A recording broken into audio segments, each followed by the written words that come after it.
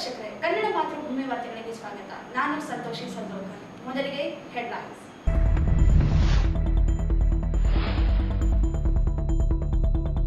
ಪ್ರಧಾನಮಂತ್ರಿ ಆವಾಸ್ ಯೋಜನೆ ಫಲಾನುಭವಿಗಳ ಆಯ್ಕೆ ವಾರದ ಗಡುವು, ಜಾಗೃತಿ ಮೂಡಿಸಿ ಡಿಸಿ ನಿತೀಶ್.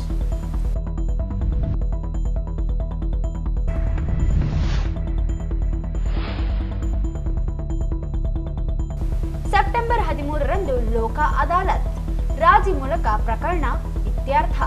ಸಾತ್ವಿಕ್.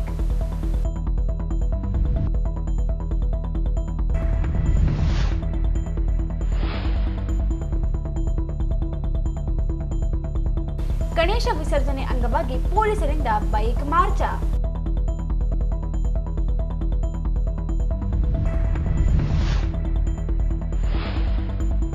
ಬಗರ ಹುಕುಂ ಸಾಗುವಳಿದಾರರನ್ನು ಸಕ್ರಮಗೊಳಿಸಲು ಆಗ್ರಹಿಸಿ ಸೆಪ್ಟೆಂಬರ್ 17ರಂದು ಪ್ರತಿಭಟನೆ. ಹನುಮಂತಪ್ಪ ಕಾಕರ್ಗಲ್.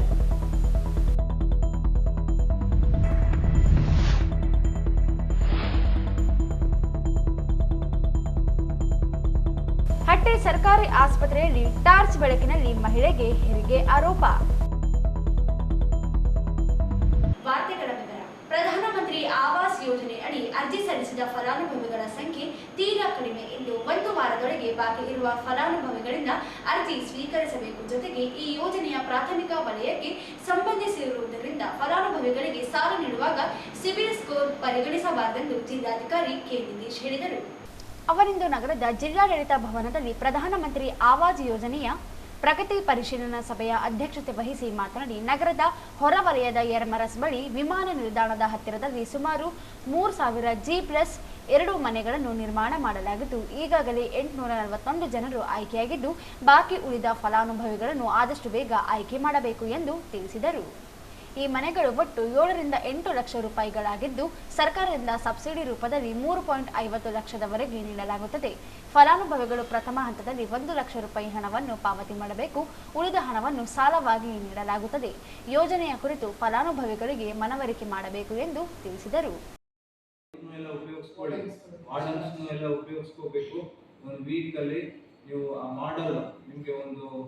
ಮುನ್ಸಿಪಾಲಿಟಿಯಿಂದ ನೀವು ಅವರಿಗೆ ಒಂದು ಪೇಜ್ ಕೊಡಬೇಕಿತ್ತು. ಏನಿದು ಸ್ಕೀಮು, ಎಷ್ಟು ಸ್ಕ್ವೇರ್ ಫೀಟ್ ಮನೆ ಕೊಡ್ತಾ ಇದ್ದೀವಿ, ಆಮೇಲೆ ಅವರು ಸರ್ಕಾರದಿಂದ ಎಷ್ಟು ಕೊಡ್ತಾ ಇದ್ದೀವಿ, ಅವ್ರ ಅಡ್ವಾನ್ಸ್ ಎಷ್ಟು ಕೊಡಬೇಕು, ಆಮೇಲೆ ಬ್ಯಾಂಕ್ ಲೋನ್ ಅವರಿಗೆ ಎಷ್ಟು ನಾವು ಟೈ ಅಪ್ ಮಾಡ್ತೀವಿ. ಸೊ ಈಗ ಲೀಡ್ ಬ್ಯಾಂಕ್ ಮ್ಯಾನೇಜರ್ ತಾವು ಬಂದಿದ್ದೀರ, ಇದ್ರ ಬಗ್ಗೆ SLBC ಸಾಕಷ್ಟು ಚರ್ಚೆ ಆಗಿ ಚೀಫ್ ಸೆಕ್ರೆಟರಿ ಮೇಡಮ್ ಒಂದು ಡೈರೆಕ್ಷನ್ ಕೊಟ್ಟಿದ್ದಾರೆ SLBC ಅವರಿಗೆ. ಏನು ಅಂದ್ರೆ ಇದು ಪ್ರಧಾನಮಂತ್ರಿ ಆವಾಸ್ ಯೋಜನಾ ಸ್ಕೀಮ್ ಇರೋದ್ರಿಂದ ನಾವು ಆ ಸಿಬಿಲ್ ಸ್ಕೋರ್ ಮೇಲೆ ಹೋಗಬಾರ್ದು. ಮತ್ತೆ ಇದು ಲೋ ಕಾಸ್ಟ್ ಫಂಡಿಂಗ್, ಇದು ಬರೀ ಒಂದು 3 ರಿಂದ 3.5 ಲಕ್ಷ ಅಷ್ಟೇ ಇದೆ. ಸೊ ಮತ್ತೆ ಅದೇನು ಪ್ರಾಪರ್ಟಿ ಇರುತ್ತೆ, ಆ ಅಪಾರ್ಟ್ಮೆಂಟ್ ಇರುತ್ತೆ, ಅದನ್ನೇ ನಿಮಗೆ ಕೊಲಾಟರಲ್ ಆಗಿ ಅವ್ರು ಇಡ್ತಾರೆ. ಸೊ ಸಿಬಿಲ್ ಸ್ಕೋರ್ನ ತಾವು ಇನ್ಸಿಸ್ಟ್ ಮಾಡಿ, ಇದು ಮೈಕ್ರೋ ಇದು ಬರುತ್ತೆ, ಪ್ರಯಾರಿಟಿ ಸೆಕ್ಟರ್ ಲೆಂಡಿಂಗ್ ಬರುತ್ತೆ. ಎಲ್ಲ BPL ಇದ್ದಾರೆ, ಮತ್ತೆ ಅದಕ್ಕಿಂತ ಹೆಚ್ಚು ಒಂದು SC ST ಫ್ಯಾಮಿಲಿ ಇದ್ದಾರೆ. ಸೊ ಪ್ರಯಾರಿಟಿ ಸೆಕ್ಟರ್ ಲೆಂಡಿಂಗ್ ಅಲ್ಲಿ ನಾವು ಫೆಸಿಲಿಟೇಟ್ ಮಾಡಿಕೊಡ್ಬೇಕು.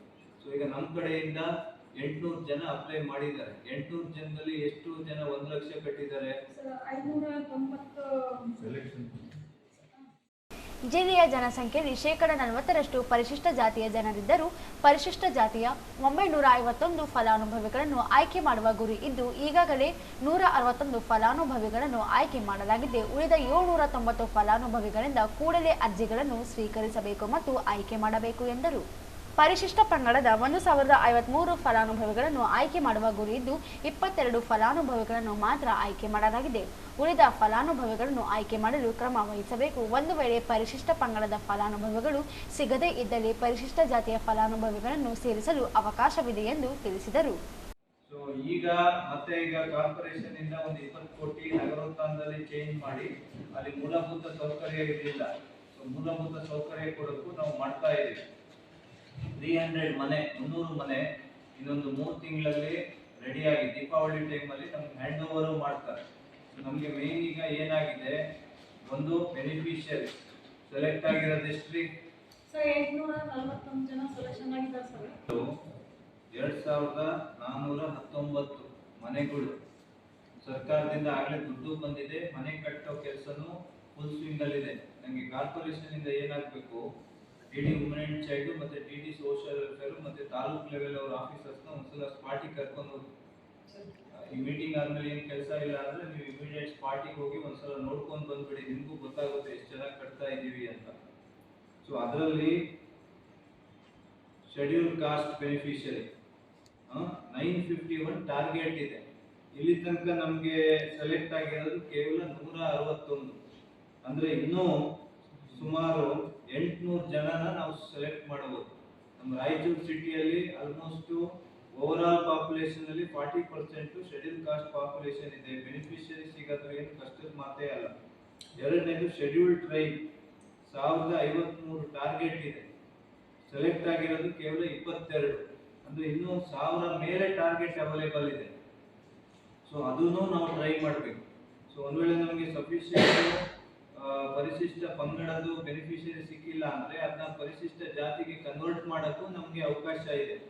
ಸೊ ನಮ್ದು ಏನು, ಯಾಕೆ ನಿಮ್ಮ ಇಬ್ಬರು ಇಲಾಖೆನ ನಾವು ಕರೆದಿದ್ದೀವಿ ಅಂದ್ರೆ ಇದ್ರ ಮಾಡೆಲ್ ಹೇಳ್ತೀನಿ. ಒಂದು ಮನೆ ಕಾಸ್ಟು ರಫ್ಲಿ 7 ರಿಂದ 8 ಲಕ್ಷ. ಅದರಿಂದ ಸರ್ಕಾರದ ಕಡೆಯಿಂದ ಒಂದು ಸುಮಾರು 3.5 ಲಕ್ಷ ಅವ್ರು ಕೊಟ್ಬಿಡ್ತಾರೆ. ಈಗಾಗಲೇ ಮಹಾನಗರ ಪಾಲಿಕೆ ಹಾಗೂ ಉಳಿದ ಇಲಾಖೆಯಿಂದ ಒಟ್ಟು 20 ಕೋಟಿ ರೂಪಾಯಿ ವೆಚ್ಚದಲ್ಲಿ ಮೂಲಭೂತ ಸೌಲಭ್ಯಗಳ ವ್ಯವಸ್ಥೆ ಮಾಡಲಾಗುತ್ತಿದೆ. ದೀಪಾವಳಿ ಸಂದರ್ಭದಲ್ಲಿ ಮನೆಗಳನ್ನು ಗುತ್ತಿಗೆದಾರರಿಂದ ಜಿಲ್ಲಾಡಳಿತಕ್ಕೆ ಹಸ್ತಾಂತರಿಸಲಾಗುತ್ತಿದೆ. ಕೂಡಲೇ ಫಲಾನುಭವಿಗಳ ಆಯ್ಕೆ ಪ್ರಕ್ರಿಯೆಯನ್ನು ಪೂರ್ಣಗೊಳಿಸಬೇಕು ಎಂದು ಹೇಳಿದರು. ಮಹಿಳಾ ಮತ್ತು ಮಕ್ಕಳ ಅಭಿವೃದ್ಧಿ ಇಲಾಖೆಯ ಉಪನಿರ್ದೇಶಕರು, ಸಮಾಜ ಕಲ್ಯಾಣ ಇಲಾಖೆಯ ಉಪನಿರ್ದೇಶಕರು ಸೇರಿದಂತೆ ಎಲ್ಲ ತಾಲೂಕು ಮಟ್ಟದ ಅಧಿಕಾರಿಗಳು ಸ್ಥಳಕ್ಕೆ ಭೇಟಿ ನೀಡಿ ಮನೆಗಳನ್ನು ವೀಕ್ಷಣೆ ಮಾಡಬೇಕು. ಜೊತೆಗೆ ಯೋಜನೆಯ ಕುರಿತು ಜನರಲ್ಲಿ ಜಾಗೃತಿ ಮೂಡಿಸಬೇಕು ಎಂದು ತಿಳಿಸಿದರು. ಈ ಸಂದರ್ಭದಲ್ಲಿ ಮಹಾನಗರ ಪಾಲಿಕೆಯ ಆಯುಕ್ತ ಜುಬೀರ್ ಮಹೋಪಾತ್ರ, ಸಮಾಜ ಕಲ್ಯಾಣ ಇಲಾಖೆಯ ಉಪನಿರ್ದೇಶಕಿ ಸಿಂಧು, ಮಹಿಳಾ ಮತ್ತು ಮಕ್ಕಳ ಅಭಿವೃದ್ಧಿ ಇಲಾಖೆಯ ಉಪನಿರ್ದೇಶಕ ನವೀನ್ ಕುಮಾರ್, ನಗರಾಭಿವೃದ್ಧಿ ಕೋಶದ ಅಧಿಕಾರಿಗಳು, ಸಿಬ್ಬಂದಿ ಸೇರಿದಂತೆ ಜಿಲ್ಲೆ ಹಾಗೂ ತಾಲೂಕು ಮಟ್ಟದ ಅಧಿಕಾರಿಗಳು ಇದ್ದರು.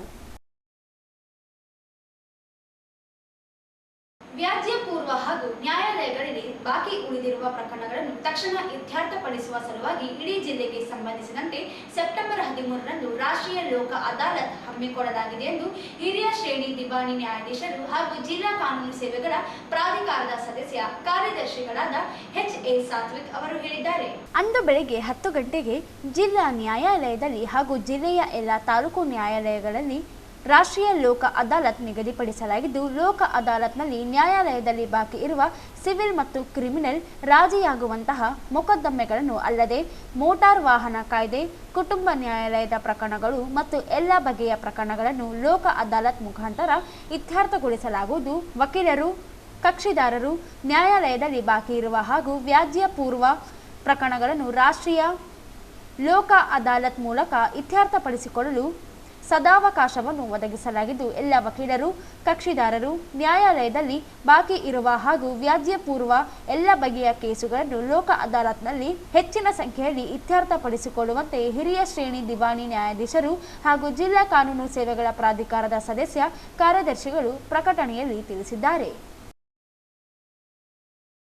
ನಗರದಲ್ಲಿ ದಿನಾಂಕ 16ರಂದು ಹಿಂದೂ ಮಹಾಗಣಪತಿ ಶೋಭಾಯಾತ್ರೆ, 21 ದಿನದ ಗಣೇಶ ವಿಸರ್ಜನೆ ಪ್ರಯುಕ್ತ ಪೊಲೀಸ್ ಭದ್ರತಾ ಜಾಗೃತಿ ನಿಮಿತ್ತವಾಗಿ ಜಿಲ್ಲಾ ಪೊಲೀಸ್ ವರಿಷ್ಠಾಧಿಕಾರಿಗಳಾದ ಎಂ ಪುಟ್ಟಮಾದಯ್ಯನವರ ಅಧ್ಯಕ್ಷತೆ, ಡಿವೈಎಸ್ಪಿ ಶಾಂತವೀರವರ ನೇತೃತ್ವದಲ್ಲಿ ನಗರದ ಮುಖ್ಯ ರಸ್ತೆಗಳಲ್ಲಿ ದ್ವಿಚಕ್ರ ವಾಹನಗಳ ರೂಟ್ ಮಾರ್ಚ್ ಕಾರ್ಯಕ್ರಮವನ್ನು ಹಮ್ಮಿಕೊಳ್ಳಲಾಗಿತ್ತು.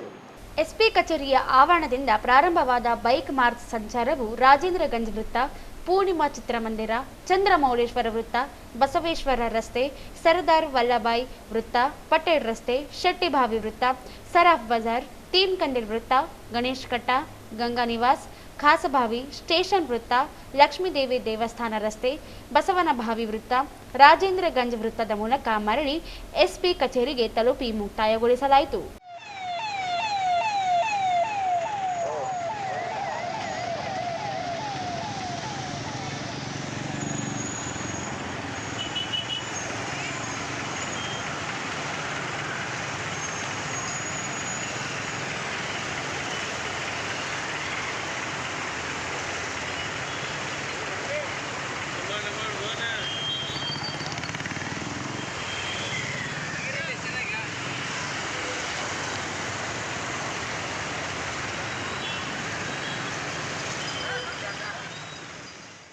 ನಂತರ ಮಾತನಾಡಿದ ಎಸ್ಪಿ ಪುಟ್ಟಮಾದಯ್ಯನವರು 21ನೇ ದಿನದ ಗಣೇಶ ವಿಸರ್ಜನೆ ಮತ್ತು ಹಿಂದೂ ಮಹಾಗಣಪತಿ ಶೋಭಾಯಾತ್ರೆಯ ಪ್ರಯುಕ್ತ ನಗರದಲ್ಲಿ ಅಹಿತಕರ ಘಟನೆಗಳು ನಡೆಯದಂತೆ ತಡೆಗಟ್ಟುವ ಉದ್ದೇಶವನ್ನಿಟ್ಟುಕೊಂಡು ಪೊಲೀಸ್ ಭದ್ರತಾ ಜಾಗೃತಿಗಾಗಿ ದ್ವಿಚಕ್ರ ವಾಹನಗಳ ಮೂಲಕ ಬೈಕ್ ಮಾರ್ಚ್ ಕಾರ್ಯಕ್ರಮವನ್ನು ಹಮ್ಮಿಕೊಳ್ಳಲಾಗಿತ್ತು.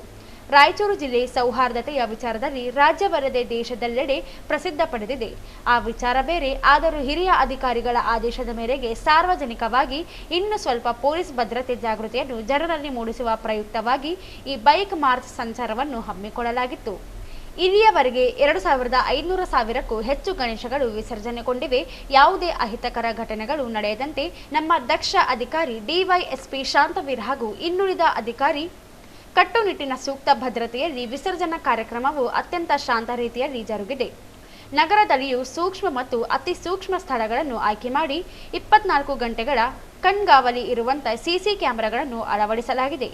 ಸಿಸಿ ಕ್ಯಾಮೆರಾಗಳ ಫುಟೇಜಸ್ ಮೇಲೆಯೂ ಪೊಲೀಸ್ ಇಲಾಖೆಯ ಠಾಣೆಗಳಲ್ಲಿ ಅಧಿಕಾರಿಗಳು 24 ಗಂಟೆಗಳವರೆಗೆ ಸಮಯಕ್ಕೆ ತಕ್ಕಂತೆ ಬ್ಯಾಚ್ ವೇಜ್ ಪ್ರಕಾರವಾಗಿ ಮಾನಿಟರ್ ಮೇಲೆ ನಿಗಾ ವಹಿಸಿರುತ್ತಾರೆ. ಇದಲ್ಲದೆ ಸಾರ್ವಜನಿಕರ ತುಂಬು ಸಹಕಾರವು ನಮಗೆ ಮೆಚ್ಚುಗೆಯಾಗಿದೆ ಎಂದು ಹೇಳುತ್ತಾ ಯಾರಾದರೂ ಕಾನೂನು ಉಲ್ಲಂಘನೆ ಕಾರ್ಯಗಳನ್ನು ನಡೆಸಿದ್ದಲ್ಲಿ ಕಾನೂನು ಪ್ರಕಾರವಾಗಿ ಸೂಕ್ತ ಕ್ರಮ ಜರುಗಿಸಲಾಗುವುದು ಎಂದು ಹೇಳಿದರು.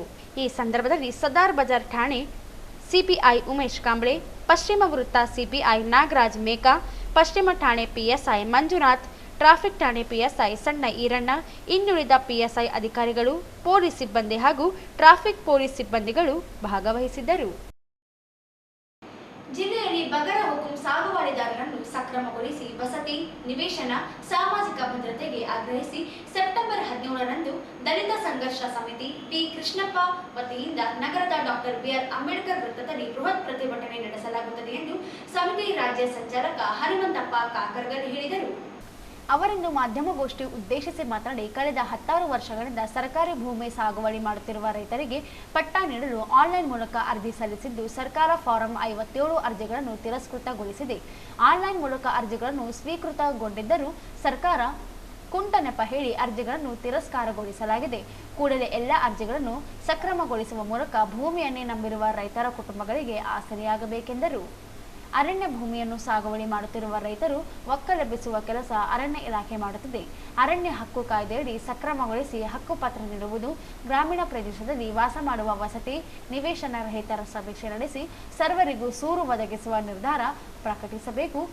ಸುವರ್ಣ ಗ್ರಾಮೋದಯ ಯೋಜನೆ ಅಡಿ ನಿರ್ವೇಶನ ಅಭಿವೃದ್ಧಿಪಡಿಸಿ ಹಂಚಿಕೆ ಮಾಡಬೇಕು. ಎಸ್ಇಪಿ ಮತ್ತು ಟಿಎಸ್ಪಿ ಅನುದಾನ ದುರ್ಬಳಕೆ ತಡೆಯಲು ಮುಂದಾಗಬೇಕು. ಸಾವಿರಾರು ಕೋಟಿ ಖರ್ಚಾದರೂ ಪರಿಶಿಷ್ಟ ಸಮುದಾಯ ಸಮಸ್ಯೆಗಳಿಗೆ ಪರಿಹಾರ ದೊರೆಯುತ್ತಿಲ್ಲ. ಕೇವಲ ಸಿಸಿ ರಸ್ತೆ, ಕಟ್ಟಡಗಳನ್ನು ಮಾತ್ರ ನಿರ್ಮಾಣ ಮಾಡಲಾಗುತ್ತಿದೆ. ಫಲಾನುಭವಿ ಆಧಾರಿತ ಯೋಜನೆಗಳ ಜನರಿಗೆ ದೊರೆಯುತ್ತಿಲ್ಲ.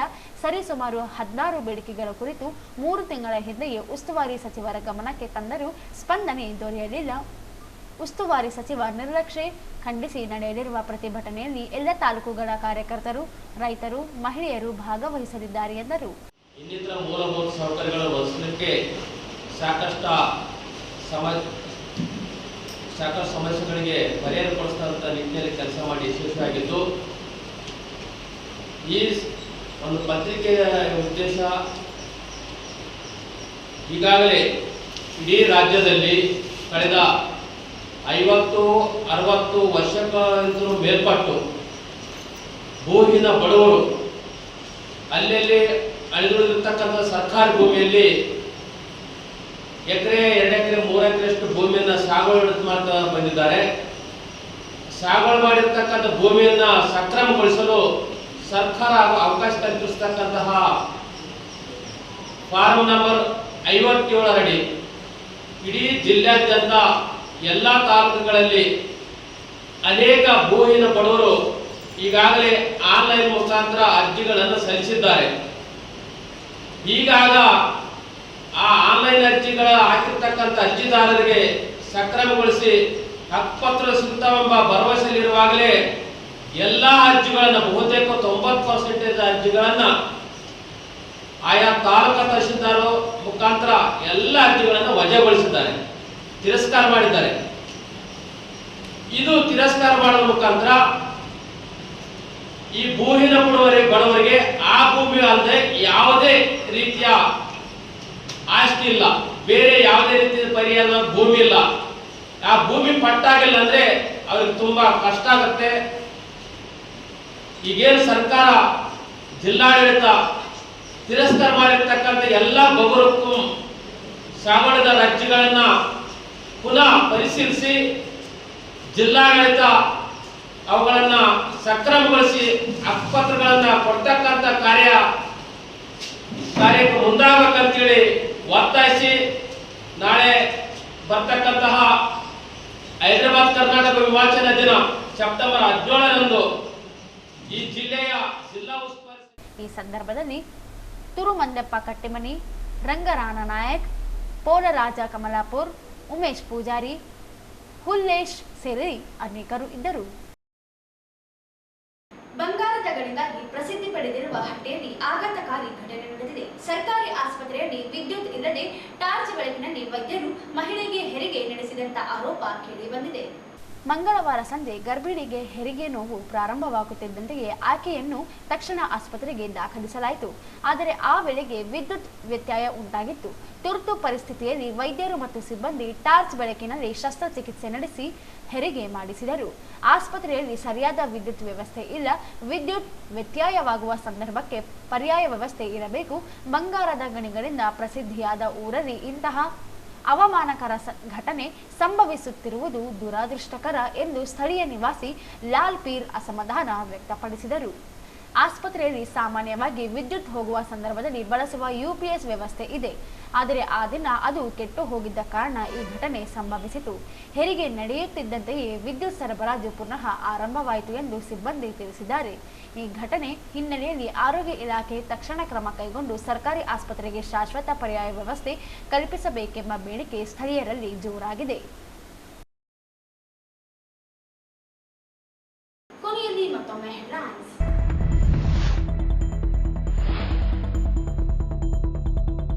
ಪ್ರಧಾನಮಂತ್ರಿ ಆವಾಸ್ ಯೋಜನೆ ಫಲಾನುಭವಿಗಳ ಆಯ್ಕೆ ವಾರದ ಗಡುವು, ಜಾಗೃತಿ ಮೂಡಿಸಿ ಡಿಸಿ ನಿತೀಶ್.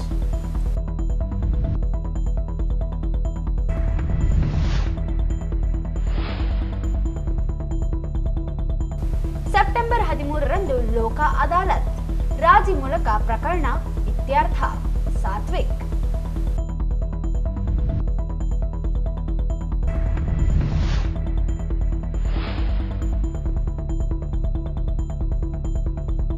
ಗಣೇಶ ವಿಸರ್ಜನೆ ಅಂಗವಾಗಿ ಪೊಲೀಸರಿಂದ ಬೈಕ್ ಮಾರ್ಚ.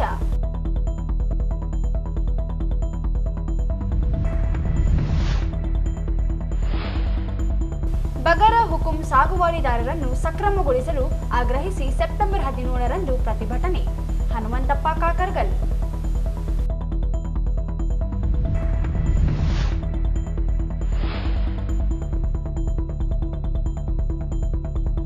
ಹಟ್ಟಿ ಸರ್ಕಾರಿ ಆಸ್ಪತ್ರೆಯಲ್ಲಿ ಟಾರ್ಚ್ ಬೆಳಕಿನಲ್ಲಿ ಮಹಿಳೆಗೆ ಹೆರಿಗೆ ಆರೋಪ. ಇಲ್ಲಿಗೆ ವಾರ್ತೆಗಳ ಪ್ರಸಾರ ಮುಕ್ತಾಯವಾಯಿತು. ಮುಂದಿನ ವಾರ್ತೆಗಳೊಂದಿಗೆ ಮತ್ತೆ ಭೇಟಿಯಾಗೋಣ. ವಂದನೆಗಳು.